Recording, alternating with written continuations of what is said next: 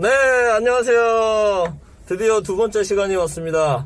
저희 종로 해화동 종로 창업 카페에서는 여러 창업 전문가들을 모시고 렉처 시리즈를 하고 있는데요. 오늘이 그 두 번째 시간입니다. 오늘 두 번째 시간에는 나는 창업하기 위해서 취업을 한다라는 특이한 주제로 한국 외대에서 최병철 교수님을 모셨습니다. 그래서 사내 기업가 정신에 대해서 알아보도록 하겠습니다. 최병철 교수님, 안녕하세요. 네, 안녕하세요. 오늘 재밌는 이야기를 해주실 거죠? 최대한 노력을 해보겠습니다. 네, 우리 건강한 사내가 이렇게 사내 기업가 정신을 재밌게 얘기해 주실 겁니다. 그럼 Q&A 때 뵐게요.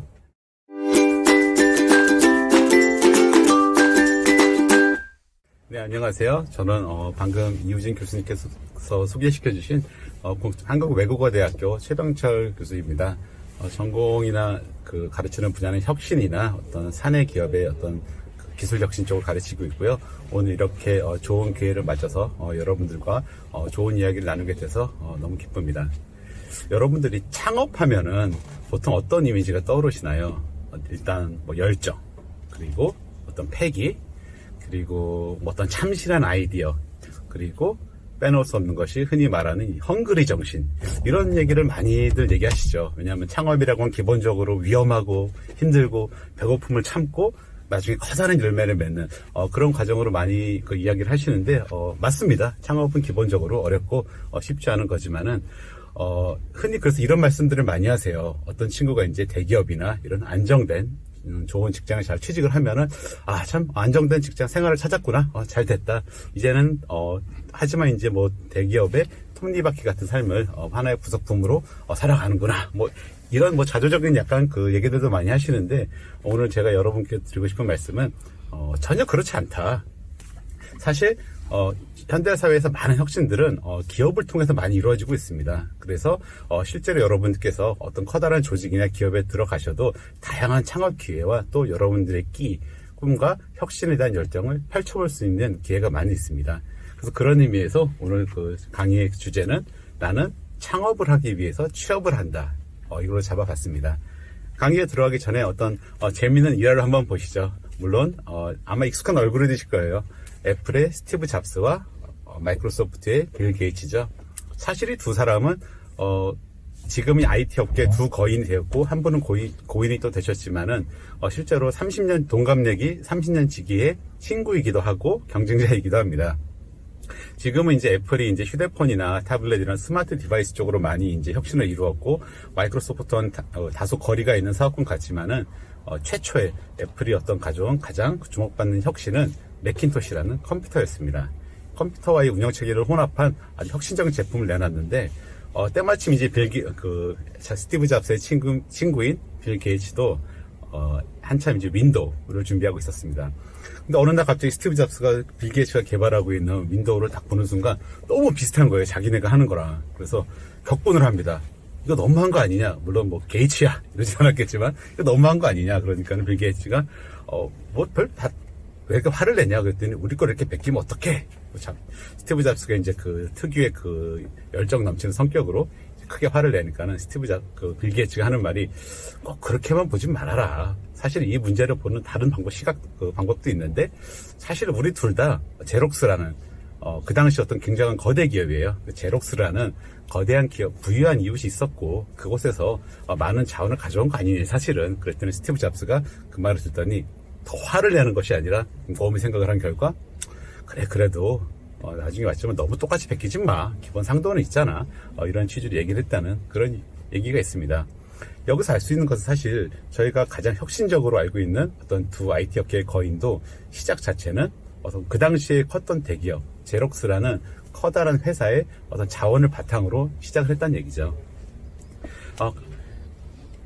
여러분께서 여기 보여지는 기업들의 어떤 연관관계에 대해서 한번 잠깐 유출을 해보실 수 있을 것 같아요. 삼성 SDS와 네이버, 인터파크, G마켓, 경쟁사인가? 아니면 서플라이어, 즉 공급사인가? 이렇게 다양한 생각을 하실 수 있는데, 사실 놀랍게도 현재 이제 저희 나라에서 가장 혁신적인 기업으로 알려진 포털업계의 공룡 네이버는 삼성 SDS의 사내 창업에서, 사내 벤처에서 시작한 기업입니다. 마찬가지로 옆에 있는 인터파크와 G마켓 역시 지금은 경쟁 구도이기도 하고, 심지어 G마켓이 더 시장에서 우위가 있지만은 G마켓은 기본적으로 인터파크의 어떤 사내 기업에서 시작했다는 그런 공통점을 가지고 있죠. 그럼 인터파크는 어디서 왔냐? 이 인터파크는 아마 여러분들이 지금 좀 생소한 회사인 데이콤, LG U+랑 이제 합병이 돼서 LG U+에 속해 있는데, 데이콤에서 또 분사한 사내 창업 기업입니다. 즉, 저희가 이렇게 알고 있는 혁신적인 기업들이 꼬리에 꼬리를 물고 기존의 어떤 다른 거대한 대기업 내에서 새로운 아이디어를 가지고 승부한 사람들에 의해서 세워졌다는 사실은, 저에게 있어서 대기업이란 곳이 반드시 어떤 정해진 톱니바퀴의 삶을 사는 것이 아니라 많은 혁신과 아이디어를 펼칠 수 있는 그러한 장이 될 수 있다는 걸 보여주고 있습니다.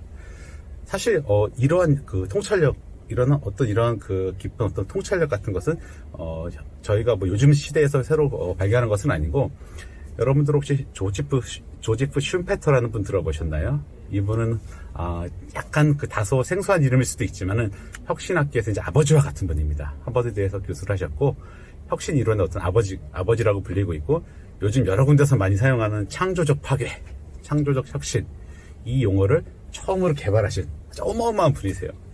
또 그리고 기업가 정신이 기존에는 다양한 의미에서 어떤 그 사업가나 일반적인 뭐 극작가를 그 지칭하는데 많이 활용돼 온 반면에, 이분이 이제 기업가 정신을 혁신이라는 경영학의 한 분야로 끌고 들어오신 아주 이제 대가이세요. 이분이 1950년에 이제 돌아가셨는데, 1942년, 그러니까 나이로 치면 이제 거의 이제 학자로서 이제 지식이나 어떤 통찰력이 절정으로 달하셨을 때 하셨던 말씀이 있어요. 이분이 처음에는 혁신은 작은 기업이 유리하다. 작고 빠르고 신속하게 결정을 내릴 수 있기 때문에 하셨는데, 이분이 이제 돌아가시기 8년 전 깊은 통찰력을 얻고 딱 하신 말씀이, 대기업은 기술 진보의 강력한 엔진이다. 이렇게 말씀하셨어요. 즉, 이 말씀은 왜 이분이 이렇게 말씀하셨을까요? 기본적으로 대기업에는 일단 자원이 많습니다. 여러분들께서 혁신이나 어떤 기업가 정신을 펼치기 위해서는 의지와 패기, 열정, 아이디어 다 필요하지만은, 그걸 뒷받침해 줄 수 있고 실험해 볼 수 있고 실행할 수 있는 자원도 역시 필요하거든요. 그런 의미에서는 그런 것을 많이 보유하고 있는 대기업 역시 혁신의 중요한 원천이 될 수 있다. 이런 통찰력을 말씀하셨죠. 그래서 오늘 제가 여러분과 얘기를 나눠볼 주제는 사내 기업가 정신. 영어로는 이제 corporate entrepreneurship이라고 하는데, 사내 기업가 정신이란 건 이제 저희 나라가 약간 직역을 했고 학술적인 용어긴 하지만, 여러분들이 이제 이 강의를 들으시면서 염두에 두실 단어는 사내 창업이라고 생각하시면 조금 더 이해가 편하실 것 같아요. 회사 내에서 새로운 사업을 시작하는 사내 창업. 이렇게 생각을 하시고 하면은 조금 더 이해가 빠르지 않을까 생각합니다. 지금은 거의 바야흐로 사내 기업가 정신, 사내 창업의 전성기 시대예요. 여기서 보시다시피 전 세계적으로 이제 사내 창업과 사내 어떤 그 기업가 정신에 관련된 다양한 방법론, 그리고 교육을 실행하는 기관들이 민간, 혹은 저희 나라 같은 경우는 중소벤처기업부 등 다양한 기관에서 사내 창업과 사내 기업가 정신을 교육하고 또 장려하고 있습니다. 그럼 사내 기업가 정신이란 과연 무엇일까요? 기업가 정신이란 단어가 들어왔기 때문에 어떤 특이한 어떤 하나의 분야나 아니면 어떤 특출나거나 독특한 사람들의 어떤 그 뛰노는 장으로 볼 수 있겠지만, 사실 사내 기업가 정신은 어떤 그런 트렌디하거나 어떤 전략의 하부 개념이 아니라, 어떻게 보면은 모든 기업이 자이든 타이든 계속 끊임없이 영위하고 있는 지속 가능한 그 경영에 필요한 근본적인 역량이라고 볼 수 있습니다. 여러분들 생각해 보세요. 여러분께서 창업을 했어요. 아주 천신만고 끝에 창업을 하고 회사를 세웠습니다. 아주 어렵고 고생스럽겠죠. 그 과정을 평생 하고 싶으세요? 사실 모든 기업의 어떤 공적인 목적은 창업을 한 후에 안정적인 지속 가능한 경영이죠. 근데 그러기 위해서는 저희가 그 세상에서 혼자 기업을 경영하는 게 아니기 때문에 다양한 경쟁자도 있고 또 지속적인 혁신이 필요하거든요. 지금 한 예를 들면은 여러분께서 쓰고 계시는 전 세계적으로 많이 널리 사용되고 있는 금융 카드인 아메리칸 익스프레스 카드. 많은 사람들이 지금은 금융회사, 카드회사를 알고 있지만, 사실은 거의 150년 전에 창업을 하였고, 이 회사의 최초의 업무는 화물 운송이었어요. 그 서부 시대의 귀중품이나 어떤 중요한 은행의 문서 등을 그 화물 운송을 담당하였는데, 운송을 담당해 보니까 어떤 지역의 거점의 중요성을 알게 되고 그 지역 거점을 이용한 금융업을 시작하게 된 것이죠. 마찬가지로 현재 그 제너럴 일렉트릭스로 알려져 있는 GE, 에디슨이 창업한 기업인데, 이 기업은 사실 저희가 흔히 알고 있는 그 미국의 다우존스 지수, 산업 평균 지수가 130년 전에 출범할 때 있던 최초의 기업 중에 유일하게 지금 살아있는, 굉장히 장수하고 있는 기업이에요. 이 기업들이 이렇게 아주 오랜 기간 동안에 장수할 수 있었던 비결은 처음에 시작했던 사업을 고집하고 잘해서가 아니라 시대에 맞게, 또 개발되는 역량에 맞게 새로운 사업을 끊임없이 시작할 수 있었기 때문이죠. 그래서 이것을 본다면은 사내 기업가 정신, 사내 창업이라는 것은 어떤 특이한 어떤 그 소수의 어떤 그 전유물이 아니라 기업이 끊임없이 지속하고 영속할 수 있는 어떤 근원적인 역량이다, 이렇게 볼 수 있습니다. 근데 왜 요즘 들은 이게 더욱더 이렇게 그 핫해지고 하나의 트렌드가 되고 있을까요? 일단 기본적으로 저희가 초경쟁의 시대에 살고 있어요. 하이퍼 컴페티션이라고 하는 초경쟁 시대에 살고 있는데, 이 초경쟁 시대라는 것이 무시무시한 거예요. 일단 크게 여러 가지 특징이 있지만 크게 두 가지가 있습니다. 첫째는 글로벌 경제. 글로벌 경제의 원래 뜻 자체는 상품, 상품, 서비스, 인적자원, 기술, 아이디어 등이 지정학적인 어떤 경계를 뛰어넘어서 자유롭게 이동하는 아주 멋있고 자유로운 개념이죠. 근데 이것을 조금만 바꿔놓고 보면은 이건 한마디로 만인에 대한 투쟁이에요. 나의 그 경쟁자와 또 나의 조력자가 언제 어디서 다 나올 수 있는.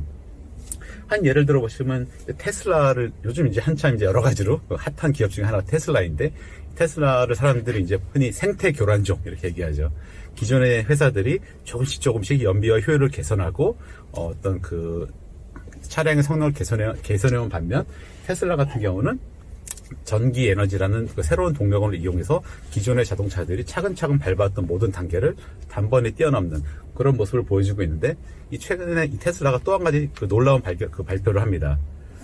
그동안 테슬라는 이제 그 엔진 개발을 주력을 했고 다양한 배터리 공급사를 통해서 동력을 확보하고 있었는데, 미국 기업이 아니라 중국의 CATL이라는 기업과 함께 이 테슬라가 반영구 배터리를 만들겠다. 160만 킬로를 한 번 충전하면은 160만 킬로를 달릴 수 있는 배터리를 만들겠다. 아무도 테슬라가 중국에 있는 기업과 이렇게 갑자기 전격적으로 협력을 해서 이러한 거대한 프로젝트를 시작할 줄 몰랐죠. 드롭박스, 클라우드 서비스를 제공하는 이제 그 기업인데, 사실 이 드롭박스와 같은 클라우드 서비스가 보편화되면서 가장 타격을 많이 받은 기업들은 기본적으로 하드웨어 장치를, 저장 장치를 제공하는 기업들입니다. 이 사람들이 드롭박스의 존재를 예측하거나 드롭박스도 이들의 존재를 딱히 이렇게 겨냥을 한 건 아니었지만은, 드롭박스의 등장으로 인해서 하드웨어 저장 장치라는 기존의 산업들이 거의 뭐 아주 강력한 타격을 받게 됐죠. 그런 가운데 이 틱톡을 보시면은, 저희가 흔히 이제 IT나 이런 그 SNS 이런 기업들은 미국의 실리콘밸리에서 개발이 돼서 전 세계로 뿌려지는 걸로 알고 있지만, 최근에 트렌드에서 보듯이 이제는 이 틱톡은 이제 중국에서 개발된 거죠. 정말 반드시 어떤 그 기술이 발달한 나라에서 뿌려지는 것이 아니라 선진국, 또 아니면 그보다 조금 덜 기술적으로 덜 개발된 나라에서도 구별 없이 이렇게 새로운 사업들이 자꾸 펼쳐지고 있다. 그렇기 때문에 한마디로 무한 경쟁의 시대에 접어들고 있다, 이렇게 볼 수 있습니다. 두 번째 특징은 어떤 기술 발전의 패턴에 근본적인 변화가 왔습니다.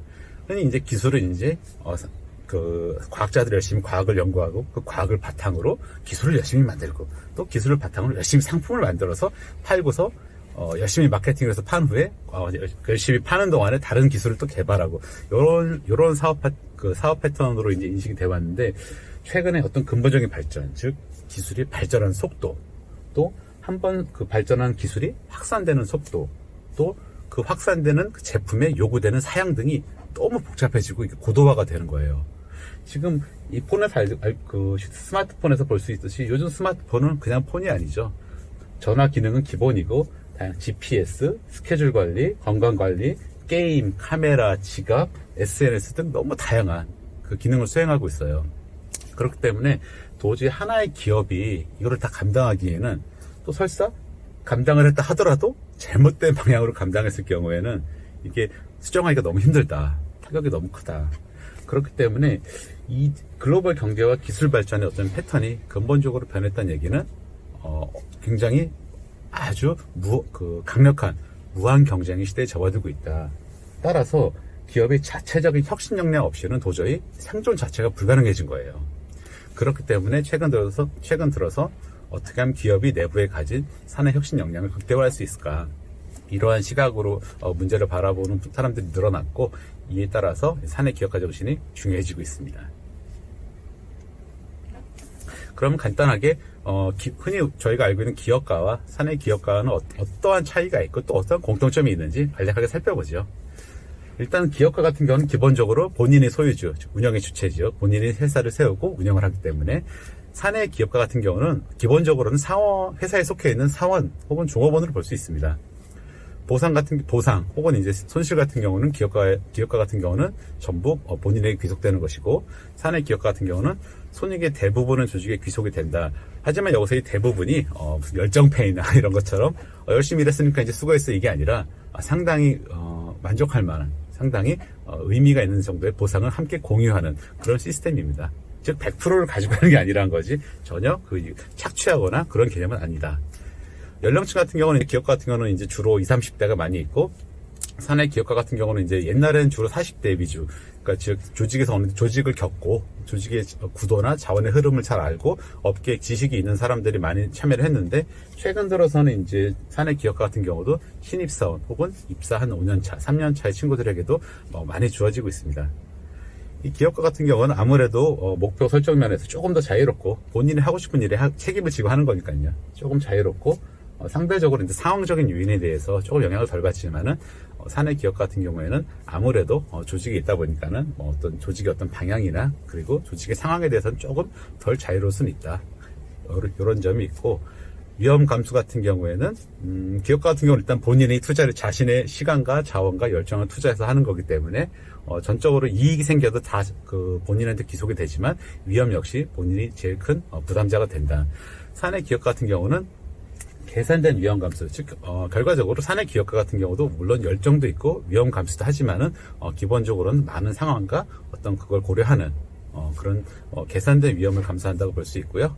특징과 이때 기술 같은 경우는 이 두 경우, 기업가나 사내 기업가 모두 어떤 자신감, 그리고 자신의 분야에 대한 전문적인 지식, 이런 것에 대해서 투철하게 잘 무장이 돼 있다. 마지막으로 비록 이렇게 어떤 신분이나 어떤 보상, 다양한 제도 면에서는 차이가 있지만은, 이 두 사람의 공통점은 기본적으로 변화와 혁신에 대한 열정이 아주 크다. 그렇기 때문에 새로운 창업을 준비하고 있다. 이렇게 볼 수 있습니다.